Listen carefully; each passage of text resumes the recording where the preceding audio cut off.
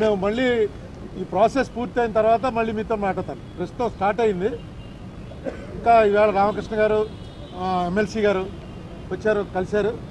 Next మిగతా వాళ్ళు కూడా కలుపుకుని ప్రాసెస్లో ఒక మాకు నమ్మకం వచ్చిన తర్వాత మళ్ళీ మీకు చెప్తాను.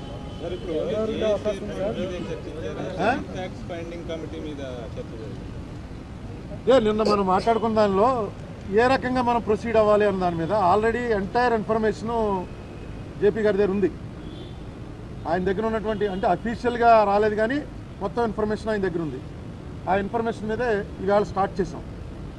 ఒక్కొక్క ఐటము ఎలాగా దేని మీద ఎంత వచ్చింది, ఎంత ప్రామిస్ చేశారు అన్నది స్టార్ట్ చేసాం.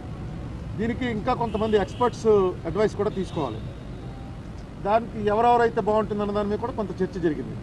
సో మీకు ఇదంతా పెద్ద ప్రాసెస్ ఏమి పెద్ద టైం టేకింగ్ కాదు. ఒక 2-3 గంటలు కూర్చుంటే చేసేయచ్చు. కానీ ఎవరెవరితోటి మనం ఎవరెవరిని ఇందులో ఇన్వాల్వ్ చేయాలి, ఎవరిని ఇన్వాల్వ్ చేసినట్టయితే దీనికి ఆథెంటిసిటీ వస్తుంది అనేటువంటి దాని మీద ఇవాళ ఎక్కువ మాట్లాడాం. లక్కీగా వేరే పని మీద వచ్చారు రామకృష్ణ గారు, సిపిఐ కార్యదర్శి. ఆయన కూడా పూర్తి టైం దీంట్లోనే ఈ చర్చలోనే కూర్చున్నారు. దీంతో ఆయన కూడా దీంట్లో పార్టీ అయ్యారు. ఇంకా వేరే ఎవరన్నా ఉన్నారో వాళ్ళని కూడా దీంట్లో పార్టీ చేసి పొలిటికల్ పార్టీ పాలిటిక్స్కి సంబంధం లేకుండా స్టేట్ పాలిటిక్స్, నేషనల్ పాలిటిక్స్, దీంట్లో స్టేట్ బెనిఫిట్స్ ఏవైతే ఇగ్నోర్ చేయబడ్డాయో అవి ఎలా సంపాదించాలన్నదే జేపీ గారు చెప్పినట్టుగా అదే ఎజెండా. దాని మీద పనిచేస్తున్నాం. ఒక అరైవ్ అయిన తర్వాత, ఒక కంక్లూజన్కి అరైవ్ అయిన తర్వాత మళ్ళీ మీతో మాట్లాడతాం.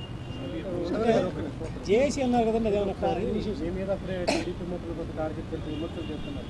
పవన్ కళ్యాణ్ కూడా ఆలోచించుకొని ఉండవల్లి ధృతరాష్ట్ర కౌగిలి జాగ్రత్త ఉండాలి. పవన్ కళ్యాణ్ సజెషన్ కూడా చేస్తున్నారు.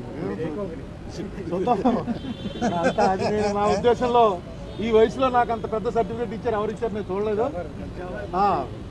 వారికి అభినందనలు తెలియజేస్తున్నాను. ఏం పర్లేదు, ధృతరాష్ట్ర కౌగిలిని తప్పించుకోవడానికి పవన్ కళ్యాణ్ పక్కన ఎవడో కృష్ణుడు ఉంటాడు, తప్పించి ఎవరినో పెడతాడు.